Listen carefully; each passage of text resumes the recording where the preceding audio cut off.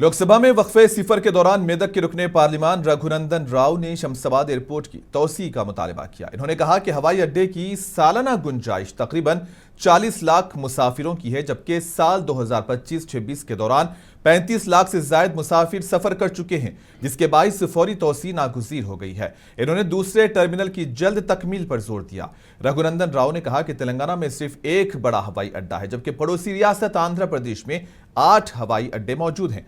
उन्होंने मामनूर और आदिलाबाद में नए हवाई अड्डों की तामीर के लिए जमीन के हुसूल का अमल तेज करने की रियासती हुकूमत से अपील की है। लेकिन इसी दौरान रघुनंदन राव ने अपनी गलत जहनियत का मुजाहरा करते हुए शहर हैदराबाद को भाग्यनगर जाहिर करने की कोशिश की। అధ్యక్ష, 0 అవర్లో మాట్లాడడానికి అవకాశం ఇచ్చినందుకు ధన్యవాదాలు। భాగ్యనగరంలో ఒకే ఒక ఎయిర్పోర్ట్ ఉంది, శంషాబాద్ ఎయిర్పోర్ట్ అధ్యక్ష। దీని కెపాసిటీ ఏటా 40 లక్షల మంది ప్యాసింజర్లు ట్రావెల్ చేయడానికి ఉన్నటువంటి ఈ ఎయిర్పోర్ట్లో ఇప్పటికీ 24-25 లెక్కల ప్రకారం ఏటా 35 లక్షల మంది ప్యాసింజర్స్ శంషాబాద్ ఎయిర్పోర్ట్ నుంచి ట్రావెల్ చేస్తూ ఉన్నారు అధ్యక్ష। మొత్తం संगारेड्डी के जिले कोहीर से खबर है, मुबैना एलपीजी बहरान के दरमियान अवाम को शदीद मुश्किलात का सामना है। इतलात के मुताबिक गैस स्टॉक आने की खबर फैलते ही सैकड़ों अफराद अपने खाली सिलेंडर्स के साथ गैस के गोदाम के बाहर जमा हुए। बताया जा रहा है कि तकरीबन 600 खाली सिलेंडर कतार में लगाए गए, जबकि कई अफराद ने रात भर वहीं पर क़याम किया ताकि उन्हें गैस हासिल हो सके। मुकामी अफराद का कहना है कि गैस की फराहमी के हवाले से कोई वाज़ेह यकीन दहानी नहीं दी गई है, जिसके बायस लोगों में बेचैनी पाई जा रही है।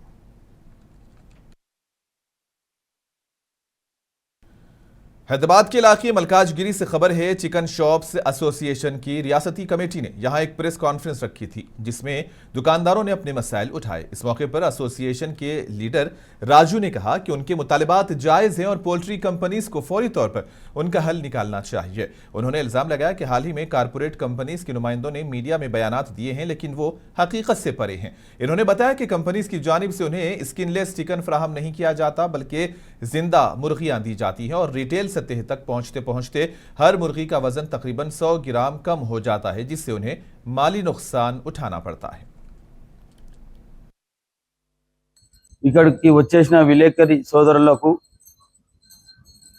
మా సమస్యని తమ సమస్యగా చూపిస్తూ మా చికెన్ షాప్ అసోసియేషన్కి అండగా నిలబడ్డందుకు ప్రత్యేకంగా మీడియా సోదరులకు అందరికీ పాదాభివందనం చేసుకుంటున్నామన్న। మీ వల్ల మా గొంతు గవర్నమెంట్ దృష్టికి పోయింది అనుకుంటున్నాము। वरंगल से खबर है, तेलंगाना एंटी करप्शन ब्यूरो ने सब रजिस्ट्रार ऑफिस में अचानक छापा मारा। इस कार्रवाई के दौरान बड़े पैमाने पर बेजाब्तगियों का इंकशाफ हुआ है। तहकीकात के दौरान दफ्तर में 20 गैर मजाज एजेंट्स और डॉक्यूमेंट राइटर्स पाए गए, जबकि 47,450 रुपये की गैर महसूब रकम और 70 गैर रजिस्टर्ड दस्तावेजात भी बरामद हुए। मोबाइल फोन्स की जांच पर इसी व्हाट्सएप चैट्स सामने आई हैं, जिससे सब रजिस्ट्रार जमलापुरम राम नरसिम्हा राव और दाउलूरी आनंद के दरमियान फोन पे के जरिए तकरीबन 42 लाख रुपए के लेन देन का भी इंकशाफ हुआ। मजीद ये कि 204 रजिस्टर्ड दस्तावेजात ऐसी थी जो तकसीम नहीं की गई। अफसरान के घरों पर छापों के दौरान 24,61,000 रुपये नकद, 819 ग्राम सोना, 2.6 किलो चांदी और 30 लाख रुपए से जायद की फिक्स डिपॉजिट के पेपर भी बरामद हुए। एंटी करप्शन ब्यूरो के मुताबिक मजीद घपले भी सामने आए हैं और इस हवाले से तफसीली रिपोर्ट हुकूमत को पेश की जाएगी ताकि जरूरी कार्रवाई की जा सके। आसाम से खबर है, बैरिस्टर ओवैसी ने कांग्रेस और बीजेपी को सख्त तनकीद का निशाना बनाया। कहा है कि दोनों पार्टी से एक ही सिक्के के दो रुख हैं। उन्होंने इल्जाम लगाया कि रियासत में कांग्रेस और बीजेपी की पॉलिसियों ने मुसलमानों की जिंदगी को मुश्किल बना दिया है। कांग्रेस और बीजेपी आसाम में एक सिक्के के दो रुख हैं। अरे ये कब शुरू हुआ? डिटेंशन सेंटर हो, डिपोर्टेशन हो, डाउटफुल वोटर हो, एनआरसी हो, ये सब कांग्रेस ने शुरू किया। इसको मुकम्मल कर रही है बीजेपी।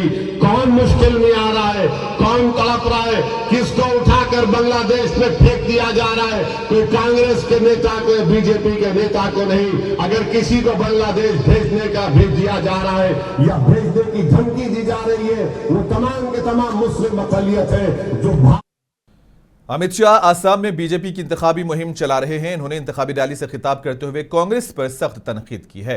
कामरूप के चाईगांव में जलसे के दौरान उन्होंने इल्जाम लगाया कि कांग्रेस ने अपने दौरे हुकूमत में रियासत को दरअंदाजों के हवाले कर दिया था। अमित शाह ने कहा कि अगर बीजेपी दोबारा इख्तिदार में आती है तो आसाम को गैर कानूनी तारिकीन वतन से मुकम्मल तौर पर पाक कर दिया जाएगा। मगर कांग्रेस की सरकारों ने इस आसाम को घुसपैठियों के हवाले कर दिया था। पलासबारी बारों मुझे बताओ, घुसपैठियों को आसाम से निकालना चाहिए या नहीं निकालना चाहिए? अरे जोर से बोलो, निकालना चाहिए या नहीं निकालना चाहिए? हैदराबाद मोस्ट हैपनिंग सिटी के तौर पर जाना जाता है। यहां पर हाल ही में मिस वर्ल्ड इवेंट का इनेकाद हुआ। फार्मूला 1 ई रेस मुनक्किद की गई और अब MMA स्पोर्ट का एक इवेंट होने जा रहा है। 5 अप्रैल को काटेदान के इंडोर स्पोर्ट्स कॉम्प्लेक्स में मिक्स्ड मार्शल आर्ट्स फाइट का लेगेसी फाइटिंग चैंपियनशिप तंजीम की जानिब से इनेकाद हो रहा है और इस फाइट का मकसद मुल्क भर के MMA स्पोर्ट्स के नए सुल्तानों को अपने जौहर दिखाने का प्लेटफॉर्म फराहम करना है। लेगेसी फाइटिंग चैंपियनशिप LFC एक आला मेयार की मिक्स मार्शल आर्ट्स तंजीम है जिसका मकसद भारत में कॉम्बैट स्पोर्ट्स को एक नई बुलंदी तक ले जाना है। इसका क़याम इस विजन के साथ किया गया कि फ़ाइटर्स को एक आलमी मेयार का प्लेटफॉर्म फराहम किया जाए जहां वो अपनी महारत, नज़्म ज़ब्त और फाइटिंग स्पिरिट का भरपूर इजहार कर सकें। आला दर्जे की फ़ाइट मेकिंग, प्रोफेशनल प्रोडक्शन और बेहतरीन लाइव तजुर्बे के साथ LFC न सिर्फ फाइटिंग का इनेकाद कर रहा है बल्कि एक कल्चर तश्कील दे रहा है जहां फाइटर्स उभरते हैं, कहानियां बनती हैं और लेजेंड्स तैयार होते हैं और तारीख रकम होती है। LFC जिसका नाम है लेगेसी फाइटिंग चैम्पियनशिप, ये एक MMA प्रमोशन प्लेटफॉर्म है जो कि हैदराबाद के और हिंदुस्तान के दीगर रियासतों के एथलीट्स के लिए बनाया गया है। इसके पीछे हमारा मकसद है स्किल्ड फाइटर्स है इंडिया के, उन लोग को एक रोड मैप दे, एक ज़रिया दे कि वो हैदराबाद में हो या फिर इंडिया में ट्रेन करे MMA और उनके स्किल्स बताए और यहाँ से निकल कर ग्लोबल लेवल पर जो प्लेटफॉर्म्स है उसमें जाने का उनको एक ज़रिया बने। हैदराबाद में 2014, 2016, 2018 में हम लोग मुख्तलिफ़ इवेंट्स पहले कर चुके। हमारा मकसद ये था कि हम एक स्ट्रक्चर्ड प्लेटफॉर्म बनाएं, उसी के लिए हम लेकर आए हैं LFC legacy fighting championship. LFC 1 जो 5 अप्रैल को होने वाला है उसका फेस ऑफ इवेंट है 4 अप्रैल को। नए टैलेंट से लेकर तजुर्बेकार प्रोफेशनल फाइटर्स तक LFC 1 में हिंदुस्तान की मुख्तलिफ रियासतों से आने वाले फाइटर्स शिरकत करेंगे जो अपने मुनफरद अंदाज, पस मंज़र और फाइटिंग स्टाइल के साथ एक ही स्टेज पर मुकाबला करेंगे।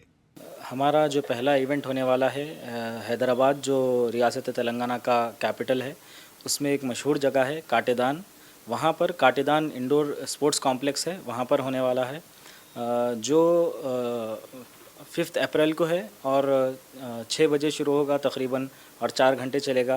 तकरीबन 20 अलग अलग फ़ाइटर्स आएंगे, 10 फाइट्स होंगे उसके अंदर।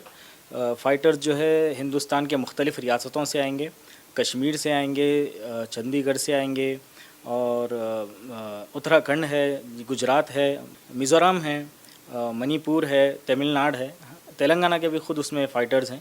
सब आएंगे और यहाँ पे उनके दरमियान मुकाबला होगा और एक बिल्कुल नए नौइयत का एक इवेंट होने वाला है जो अब तक मैं समझता हूँ साउथ इंडिया में ऐसा कोई इवेंट नहीं हुआ। तकरीबन यहाँ पे हम लोग जो फुटफॉल एक्सपेक्ट कर रहे हैं वो 5000 की कैपेसिटी वाला स्टेडियम है। 5000 लोग आ सकते हैं इसमें। वेबसाइट के थ्रू हमारे व्हाट्सएप तक भी पहुँच सकते हैं आप, वहाँ से हमें कॉन्टैक्ट करिए, हम पासेस प्रोवाइड करेंगे। इस सफ़र का आगाज़ LFC 1 के साथ 5 अप्रैल 2026 को हैदराबाद के काटेदन इंडोर स्पोर्ट्स कॉम्प्लेक्स से होगा जो साउथ इंडिया के सबसे बड़े MMA इवेंट्स में से एक है और शहर के लिए एक तारीख़ी लम्हा भी जो हैदराबाद को मोस्ट हैपनिंग सिटी बनाने में अपना रोल अदा कर रहा है। मजबूत विजन, आला मेयार और खेल के साथ हकीकी वाबस्तगी के साथ लेगेसी फाइटिंग चैम्पियनशिप भारत में MMA के मंजरनामे को नई शक्ल देने के लिए तैयार है। मुंसिफ TV news bureau, Hyderabad. Hyderabad में कंचनबाग पुलिस ने सोने के जेवरात की चोरी के एक मामले में 3 मुल्जिमान को गिरफ्तार कर लिया है। पुलिस के मुताबिक 56 बरस के मोहम्मद रहमत शरीफ की शिकायत पर केस दर्ज किया गया था। बताया गया था कि उनके घर से सोने के जेवरात गायब हो गए हैं। तहकीकात के बाद पुलिस ने 3 मुल्जिमान को हिरासत में ले लिया। पुलिस का कहना है कि कलीदी मुल्जिम ने अपने ही घर में रखे जेवरात पर नजर रखते हुए मनसूबा बनाया और अपने 2 साथियों के साथ मिलकर कई मरतबा चोरी की वारदात अंजाम दी। बाद में जेवरात को फरोख्त करने की कोशिश की गई। पुलिस ने मुल्जिमान के कब्जे से तकरीबन 137 ग्राम सोना, 4 मोबाइल फोन और 1 कार बरामद कर ली है। गिरफ्तार मुल्जिमान को अदालत में पेश करके जुडिशियल रिमांड पर भेज दिया गया।